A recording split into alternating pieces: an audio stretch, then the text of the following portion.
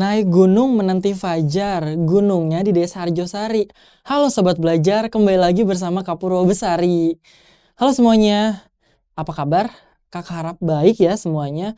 Oh iya Sobat Belajar, tahu nggak sih tentang acara ini? Pasti tahu dong, ya salah satu acara yang kekinian gitu dan sering banget menjadi tontonan para anak muda khususnya bagi mereka yang punya hobi nyanyi. Ini dia, Indonesian Idol gitu kan. Acara yang ada di salah satu stasiun televisi swasta di Indonesia ini bisa menarik antusiasme warga Indonesia khususnya anak muda untuk menyaksikan acara ini nih Sobat Belajar. Dan acara ini tentu saja kompetisi menyanyi. Tapi Sobat Belajar yang namanya kompetisi pasti kan ada yang tereliminasi iya kan setiap minggunya gitu kan. Dan apalagi pas seleksinya nih sampai ribuan orang mengantri kan untuk bisa ikut Indonesian Idol gitu kan. Tapi kan dipilih banget gitu kan. Nah terus Sobat Belajar pernah berpikir nggak sih, "Wah ini kan suaranya bagus kok nggak dipilih ya? Wah ini kan suaranya bagus dan semua bisa nyanyi," gitu kan. Nah tentu saja selain karena jurinya punya kriteria tersendiri, tapi pasti semua yang dipilih yang bisa tampil gitu kan di televisi adalah mereka yang punya keunikan Sobat Belajar, kelebihan. Jadi tidak hanya bisa bernyanyi karena bernyanyi kan satu-satunya syarat dasar gitu kan ikut acara ini, tapi harus ada yang lebihnya. Makanya dipilihlah yang punya kelebihan. Oleh sebab itu, kalau kita punya keunikan dan kelebihan kita pasti akan dilihat berbeda di antara yang sama. Nah, selain ada acara ini nih Sobat Belajar nih, acara serupa pun, juga, menarik perhatian, masyarakat Indonesia yaitu contohnya Indonesia Mencari Bakat. Acara ini juga mencari bakat-bakat masyarakat tapi bedanya nih nggak hanya menyanyi, apa saja yang penting bakatnya bisa, menarik dan juga punya nilai jual seperti itu, jadi dipilih gitu kan. Nah Sobat Belajar, bagi Sobat Belajar yang merasa gitu kan, merasa, "Wah semuanya kok bisa bagus-bagus ya, tapi kenapa yang dipilih yang ini? Kenapa yang dipilih yang ini?" Nah pasti tadi kembali lagi ke poinnya, karena dia punya sesuatu yang unik gitu kan, dia punya aura tertentu yang ditunjukkan kepada dewan juri, sehingga dewan juri kita pilih yang ini, "Kamu lolos, kamu lolos, kamu lolos, aku sih yes, aku sih no." Seperti itu Sobat Belajar. Nah itu jadi salah satu alasannya. Nah Sobat Belajar sama juga nggak sih ketika misalnya Sobat Belajar lagi di toko buku nih Sobat Belajar ya. Nah, lagi di toko buku nih banyak banget kan pilihan bukunya gitu kan, selain misalnya Sobat Belajar, "Oh aku pengen toko buku, pengen beli buku tentang ini nih," misalnya. Terus Sobat Belajar cari nih buku tentang misalnya fiksi, wah banyak banget ternyata kan. Nah terus Sobat Belajar milihnya selain sesuai dengan kebutuhan, pasti karena ada uniknya. Terus selain karena ada uniknya nih Sobat Belajar, kelebihannya apa sih nih buku? Bagusnya apa sih? Terus Sobat Belajar tahunya dari mana? Dari resensi kan tentu saja. Nah, dari resensi, dari sinopsis belakangnya dan lain sebagainya gitu kan, dari ulasan-ulasan gitu kan.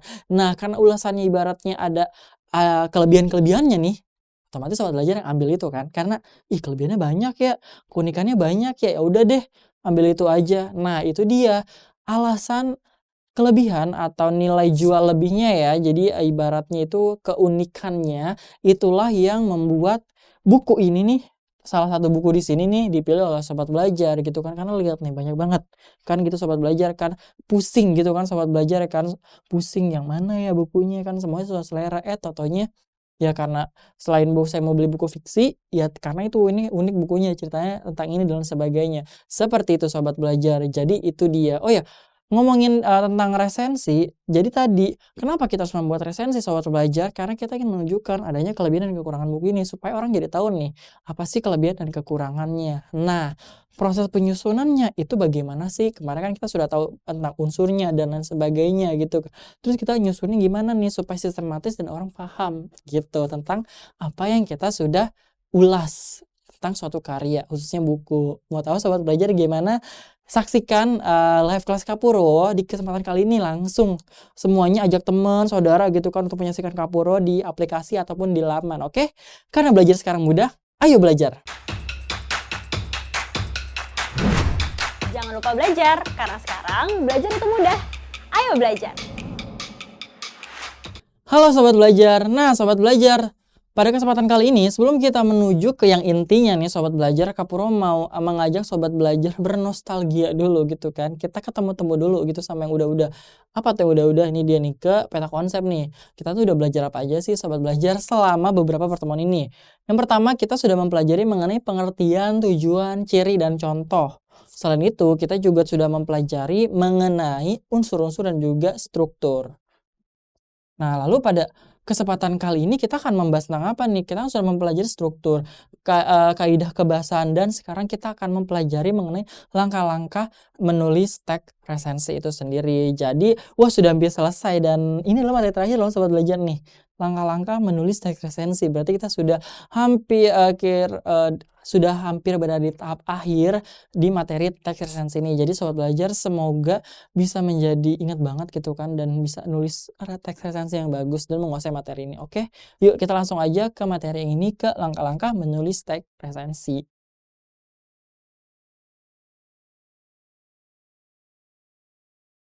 Oke, ini dia. Kak Puro mau tanya nih sobat belajar. Di sini sobat belajar selain membaca buku pelajaran sekolah nih ya, pasti kebanyakan membacanya novel. Kak Puro bisa ini sih bisa nilai gitu kan dan punya perasaan gitu. Kayaknya sobat belajar sukanya novel, iya. Karena buku selain novel misalnya yang bawaannya berat itu kadang-kadang membuat sobat belajar mengantuk gitu. Jadi ya novel selain ceritanya asik dan membuat kita bisa berimajinasi, novel ini bisa membuat kita jadi tahu tentang nilai kehidupan gitu berdasarkan alur cerita yang disampaikan oleh salah satunya adalah Tenggelamnya Kapal Van der Wijk. Nah, ini siapa yang udah nonton nih sobat belajar nih? Salah satu film yang di film novel yang ditulis oleh Buya Hamka lalu difilmkan juga. Ini salah satu filmnya terkenal banget sobat belajar ya. Kurang lebih 3 jam filmnya itu ya, dan itu sangat keren banget gitu kan, budaya Sumatera Barat, Minang dan sebagainya itu tercermin dengan sangat baik seperti itu. Oke, siapa yang udah pernah nonton? Oke, kalau belum silahkan nonton dan saksikan, khususnya baca novelnya sih sangat recommended banget. Oh iya, Kak Puro punya pertanyaan yang kedua nih sobat belajar nih. Bagaimana sih membuat resensi yang menarik nih sobat belajar? Sobat belajar tahu gimana caranya? Ya bikin yang bagus. Nah, ya gimana tuh cara bikin yang bagus sobat belajar?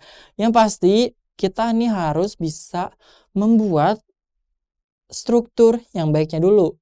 Percuma kalau misalnya kalian merasa tulisan kalian bagus, kata-katanya bagus, tapi strukturnya acak-acakan. Di awal sudah menjelaskan langsung kelebihannya, kekurangannya gitu kan. Tanpa ada misal penjelasan secara umum gitu kan. Terus gimana lagi sobat belajar?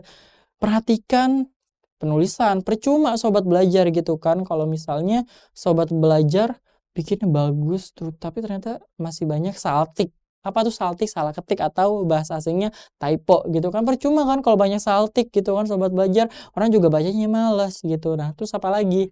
Yuk kita cari tahu. Dia ada 1, 2, 3, 4, 5, 6 poin ini. Apa aja sih poinnya yang kita harus perhatikan untuk menyusun teks resensi ini sobat belajar, seperti itu. Yuk kita cari tahu yuk, yuk. Nah, oh ya, Kak Puro juga mau nanya nih. Sebelum sobat belajar misalnya meresensi buku nih, sobat belajar ngapain dulu pertama kali nih? Langsung nulis gitu, wah udah tahu nih bukunya gini-gini atau seperti apa? Jawabannya adalah baca dulu secara keseluruhan ya. Ingat ya sobat belajar, jangan sampai sobat belajar baru setengah nih dibaca bukunya, langsung main di resensi aja. Karena nanti nggak dapet gitu kan esensi dari keseluruhannya. Karena setengahnya kok begini aja ya ceritanya ya. Tau-taunya di bagian akhirnya baru ketebak gitu kan. Kenapa di tengah-tengah seperti itu. Nah itu, jadi jangan sampai sobat belajar meresensi tapi sobat belajar belum membaca secara keseluruhan atau menikmati secara keseluruhan suatu karya. Ingat ya, jadi itu dulu yang dilakukan. Membaca dulu kalau buku ya sampai kelar, oke, sampai selesai. Baru lanjut ke resensi yang lain. Oke, atau ke langkah berikutnya. Yuk kita lihat nomor 1, apa itu? Nah, kan tadi baca ya sobat belajar. Nah, kalau misalnya resensi, ingat ya sobat belajar ya, resensi itu bukan hanya tentang buku ya, tapi suatu karya ya, memberikan ulasan, kelebihan tentang suatu karya dan juga kekurangan. Nah, karyanya ini khususnya umumnya dibagi 3 nih, ada buku, ada film, dan juga tulisan gitu kan. Jadi ada buku, ada film, juga ada tulisan yang di samping Kak Puro ya. Jadi kita bisa membuat ulasan tentang buku, yang misalnya bukunya tuh boleh fiksi atau non fiksi, itu boleh banget.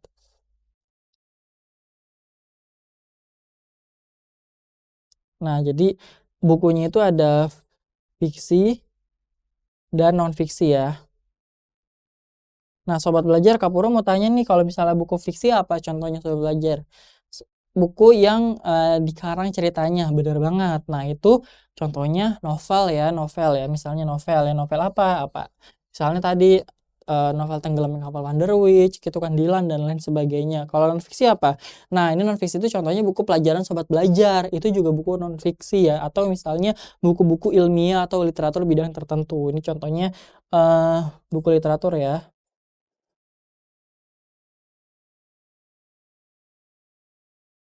Nah, lalu kalau film nih Sobat Belajar, film mah fiksi semua Kak. Misalnya film tentang eh pahlawan super gitu kan, lalu film tentang monster itu kan fiksi semua. Karena Sobat Belajar ada juga ternyata film juga yang gak fiksi loh.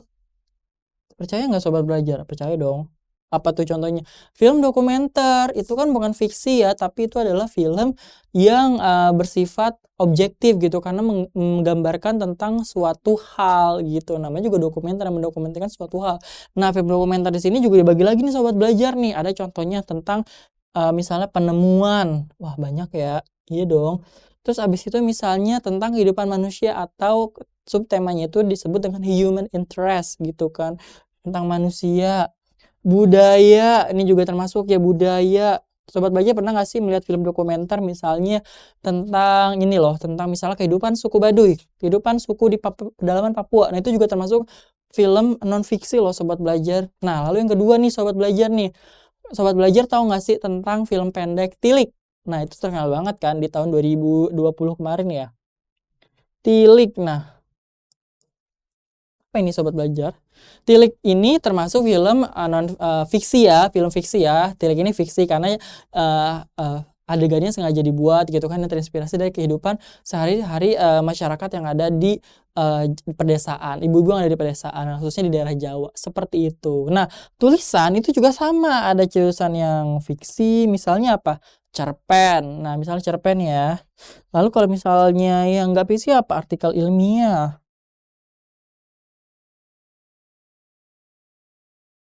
Nah, jadi ini banyak nih, dan ketika membedah gitu kan atau meresensi, ini yang fiksi dan non fiksi ini harus dibedakan cara penyampaiannya.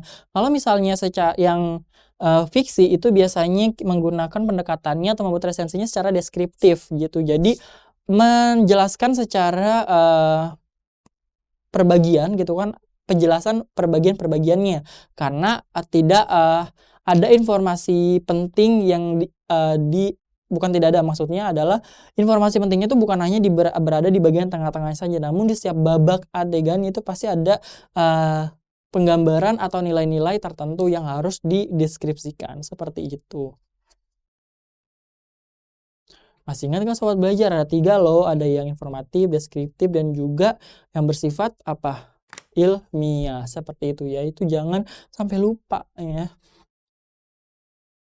Oke, sekarang kita buka yang nomor 2 ya Sobat Belajar. Nah, di nomor 2 nih kita misalnya udah menentukan yang paling gampang nih, misalnya buku ya Sobat Belajar, buku gitu. Karena buku udah kita tentukan nih karena mau diresensinya adalah buku, bukunya adalah buku fiksi, misalnya novel gitu kan. Nah, setelah itu kita mengumpulkan identitas karya, karena bagian awal sebelum adanya teks yang berbentuk narasi gitu kan, berbentuk narasi gitu, berbentuk narasi atau eksplanasi, adalah penjelasan mengenai si identitas karya itu sendiri gitu kan. Kalau buku judulnya, penulis, jumlah halaman, penerbit, tahun terbit. Nah, ini minimalnya ya kalau misal Sobat Belajar mau mencantumkan harganya itu juga boleh, boleh saja seperti itu. Jadi itu tidak masalah, oke? Kita akan lihat contohnya ya.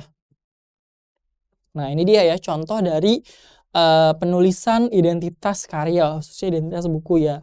Dari Negeri 5 Menara. Nah, judulnya Negeri 5 Menara. Lalu pengarangnya Ahmad Fuadi, bahasanya Indonesia. Nah, ini ditambahin bahasa nih Sobat Belajar nih. Nah, di sini ditambahkan bahasa loh, berarti ini bahasa utamanya. Kak, saya baca buku emang bahasa Indonesia semua, Kak. Nggak gitu Sobat Belajar, karena misalnya ada novel atau buku dari luar negeri gitu kan, dari negara asing. Nah, itu kan bukunya diterjemahkan ke Indonesia. Nah, kenapa perlu diberikan keterangan bahasanya? Karena misal ada Harry Potter. Harry Potter kan ada yang diterjemahkan ke bahasa Indonesia. Jadi, ini Harry Potternya yang menggunakan bahasa Inggris atau bahasa Indonesia, seperti itu, oke?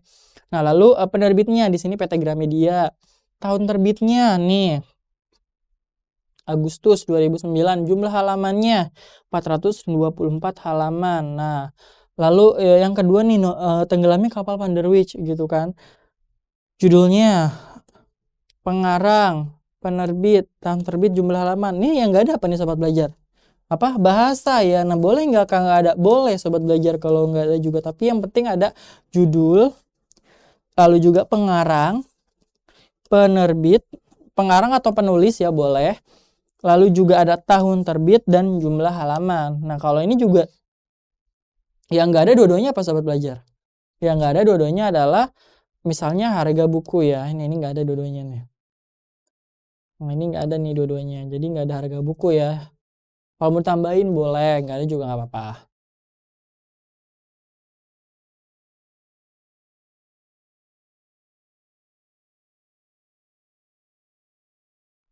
Yang ketiga, oke, menentukan karangan ya. Nah, setelah tadi nih identitas karyanya sudah dikasih tahu nih, kita ingin membuatkan karangannya kan, berparagraf-paragraf gitu kan. Nah, jumlah paragrafnya disesuaikan dengan jumlah strukturnya. Strukturnya masih ingat gak ada berapa bagian sobat belajar? 4 apa 5? Ayo, 4 apa 5? 4, 5, atau 6 nih sobat belajar? Ayo, ada yang ingat? Berapa jawabannya? Nih, kalau misalnya sobat belajar masih bingung, jawabannya ada 4, ada 5, itu benar. Kok bisa Kak? Lihat dulu gitu nanti ya. Nah, jadi sobat belajar kalau misalnya bingung, sobat belajar buat dulu aja nih yang namanya kerangka gitu kan dari strukturnya yang terdiri dari identitas. Kan tadi udah ya identitas ya, identitas sudah. Nah, identitas ini kan nggak termasuk ini kan ya, nggak termasuk dibuat paragraf gitu kan. Jadi ini nggak termasuk paragraf. Nah, yang di bagian paragraf itu ada orientasi gitu kan di paragraf pertama gitu kan, berisi penjelasan umum atau gambaran umum tentang suatu karya. Lalu ada sinopsis gitu kan. Nah, sinopsis ini tuh baru mulai membahas sedikit gitu kan tentang si isi cerita. Nah, kalau di orientasi ini masih ada pandangan umum ya. Ini pandangan umum. Sorry, ini pandangan umum dari si penulis resensi ya. Nah, ini bedanya orientasi sama sinopsis, ini ada pandangan umum dari penulis ya, penulis resensi ya. Kalau ini baru secara garis besar mengenai penggambaran ceritanya gitu kan tentang isi cerita. Nah, lalu di bagian analisis, nah di bagian analisis ini biasanya terdiri dari dua nih sobat belajar, ada kelebihan, ada kekurangan kan di analisis ya. Tapi biasanya di bagian analisis ini hanya menyebutkan kelebihannya saja. Tuh kan. Sementara kekurangan ditempatkan di bagian evaluasi seperti itu. Nah, ini apakah kita langsung menulisnya? Enggak, sobat belajar, tapi ini garis besarnya aja di sini ide pokoknya. Nah, ini ide pokok, ini juga ide pokoknya apa? Nah, ini juga ide pokok atau poin-poin ya itu sama saja, oke? Seperti itu. Nah, sekarang kita ngeliat di bentuk lainnya. Ada bentuk lain nggak, Kak? Ada. Jadi sobat belajar kalau misalnya, Kak saya kayaknya pernah lihatnya 4 ya, Kak, bentuknya. Apakah benar 4? Nah, ini ada berapa nih sobat belajar lihat nih? 1, 2, 3, 4, 5, 6. Itu 6 malah kan. Nah, berarti ada 4, 5, 6. Seperti itu kan, oke. Nah, kalau ini juga kurang lebih sama, cuma ini lebih diperinci lagi ya sobat belajar bentuknya. Nah, ini ada identitas karya kan sudah ya, sudah identitas karya, lalu orientasi. Nah, pendahuluan tadi juga sudah ya, sudah paham. Inti resensi ini biasa disebut juga dengan sinopsis ya. Sama saja ya. Jadi, kalau ada yang menyebutnya inti resensi atau sinopsis sama. Nah, analisis biasanya tuh berisi keunggulan, evaluasi kekurangan. Terus ke penutup apa? Nah, di penutup ini berisi kesimpulannya. Apakah penulis resensi lebih mengarah ke menyukai novel gitu kan, berarti lebih ke mendukung adanya banyak kelebihannya, atau lebih ke tidak suka, yaitu lebih menyoroti ke bagian kekurangannya, wah banyak kekurangan dan sebagainya. Itu harus disebutkan di bagian ini ya, apa namanya, penutup seperti itu. Nah, ini dia bentuk lainnya nih, yang terdiri dari 4. Identitas, sinopsis, ulasan. Nah, ulasan ini di bagian kekurangan dan kelebihan. Penutupnya sama kayak yang tadi ya, seperti itu sobat belajar.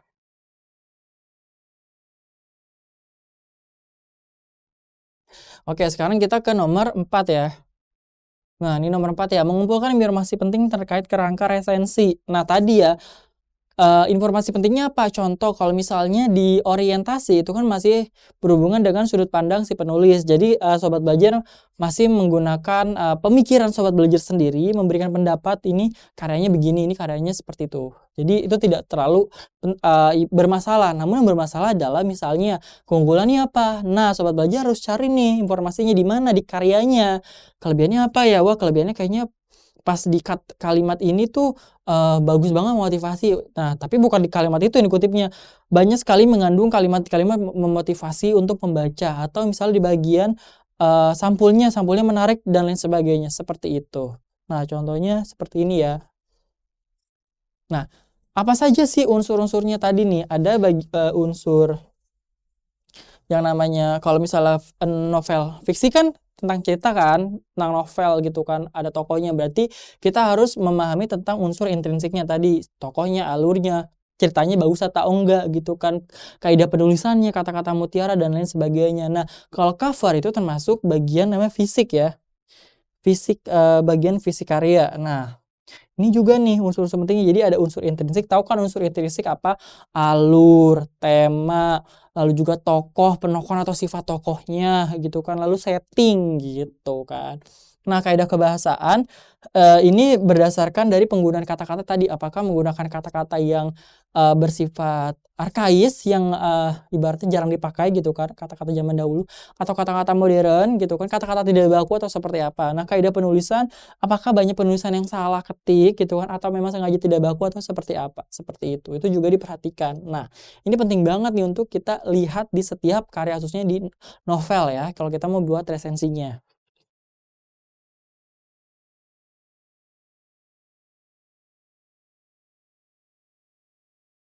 Yang kelima, mengembangkan kerangka resensi. Nah, setelah tadi kan udah tahu nih unsur instruksinya di bagian keunggulan, berarti saya harus nyari kelebihan dari tokoh ini apa nih, penggambarannya apakah jelas apa enggak gitu kan. Baru deh masuk ke pengembangan gitu kan. Nah, cara, dikembanginnya gimana nih, contoh ya, cara pengembangannya adalah seperti ini ya nih. Novel ini adalah, dapat menginspirasi pembaca gitu kan. Nah, ini contoh udah pengembangan, jadi dibentuk sudah full text seperti ini contohnya kelebihan. Nah, kalau misalnya kelebihan itu berarti sudah termasuk bagian apa sobat belajar kalau kelebihan? Bagian analisis ya, benar banget ya, berarti ini sudah masuk ke analisis ya. Ini analisis ya. Analisis keunggulan ya. Nah, keunggulan. Nah, lalu kalau misalnya kelemahan nih, kelemahan berarti dia evaluasi ya, evaluasi kan memberikan penilaian lah ya. Evaluasi kekurangan, seperti itu. Nah, ini, proses dari yang namanya mengembangkan kerangka tadi, dibentuk jadi sebuah paragraf-paragraf gitu kan. Buat dulu aja paragrafnya. Nah, nanti setelah udah jadi nih paragrafnya baru dikoreksi gitu. Nah, itu ada di tahap selanjutnya sobat belajar.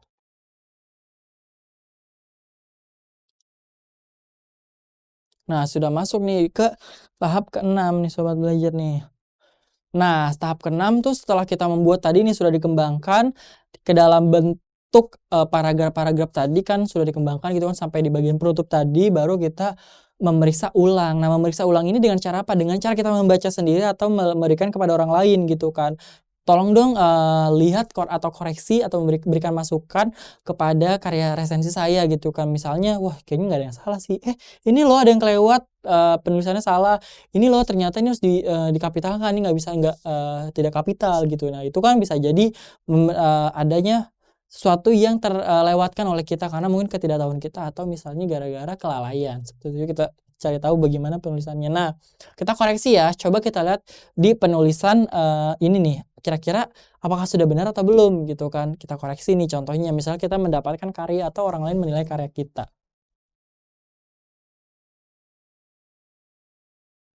Contoh nih, kelebihan novel ini adalah, dapat menginspirasi pembaca. Nah, di kalimat ini gitu kan, di frasa ini kira-kira apa nih yang salah nih sobat belajar nih? Di klausa, mohon maaf maksudnya di klausa ini sebelum koma ini apa nih yang salah sobat belajar? Nah, ini ya salah ketiknya di sini adalah ditulis dengan adalah, berarti ini kurang huruf A, jadi ini dia betulkan ya adalah, tuh. Lalu lihat lagi koma, terutama anak muda, zaman sekarang untuk lebih bersemangat dalam meraih cita-cita dan rasa patuh kepada orang tua. Nah, ada yang salah nggak nih di paragraf pertama? Ada ya, zaman ya. Nah, zaman ini bukan pakai J tapi pakai Z. Nah, ini kaidah penulisan ya, kaidah kebahasaan. Nah, lalu untuk. Nah, bukan UTK tapi untuk gitu kan, tidak boleh disingkat. Bersemangat dalam meraih cita-cita dan rasa patuh kepada. Nah, titiknya kelebihan. Tuh kan, koreksi kan. Lalu yang selanjutnya, novel ini juga dapat mengubah pola pikir pembaca tentang kehidupan pondok pesantren yang tidak hanya berfokus kepada ilmu-ilmu agama saja. Nah, tadi sudah salah ya. Yang mana polo ya? Ini pola kan tuh. Jadi polo sama pola beda kan? Pola dan polo gitu kan. Fikir, ini benar nggak nih? Fikir. Jawabannya salah ya, karena yang benar itu fikir itu pakai P. Pikir ya, bukan fikir tapi pikir jadi bukan fikir. Nah, YG ini nggak boleh ya, nggak boleh disingkat tapi harus yang. Nah, nggak boleh disingkat. Lihat lagi, tidak hanya berfokus kepada ilmu-ilmu agama saja. Nah, oke. Karena di sini ini kan karena di awal kalimat nih sobat belajar, berarti karenanya harus kapital ya, tidak boleh tidak kapital. Lalu dalam novel, nah novel pakai P nih, harus pakai V ya, nggak boleh pakai P, oke. Selain belajar ilmu agam, nah ini juga kekurangan nih itu, kan banyak kan. Nah ini bisa jadi kita banyak terlewat nih, kan jelek kan sobat belajar kalau misalnya banyak kesalahan seperti ini kan karya kita. Jadi itu pentingnya diperiksa ulang setelah novelnya jadi atau setelah dikembangkan. Lalu novel ini selain belajar ilmu agam ternyata juga belajar ilmu pengetahuan umum seperti bahasa Inggris. Nah, bukan bahas ya tapi bahasa tuh kan, salah. Lalu bahasa Inggris, bahasa Arab. Nah, ini ada yang salah nggak nih? Ada ya, A-nya tidak kapital karena ini kan menerangkan si bahasanya itu bahasa Arab gitu kan, dan ini adalah geografi gitu kan. Bahasa Arab, kesenian dan lain sebagainya seperti itu. Nah, banyak banget kan tuh kesalahannya. Itu dia sobat belajar. Jadi tahap terakhir adalah memeriksa kembali apa yang telah ditulis gitu kan, bisa kepada guru kita atau teman kita atau orang lain seperti untuk melihat apakah ada kesalahan atau misalnya memberikan masukan susunan paragrafnya atau lain sebagainya. Seperti itu, oke? Jadi ini bisa jadi hal yang bisa membuat sobat belajar jadi nggak menang nih kalau lembar resensi nih gara-gara nggak dikoreksi kembali, oke? Nah, mudah kan materinya? Iya dong mudah, karena belajar sekarang juga mudah. Karena belajar sekarang mudah, ayo belajar. Jangan lupa belajar, karena sekarang belajar itu mudah. Ayo belajar!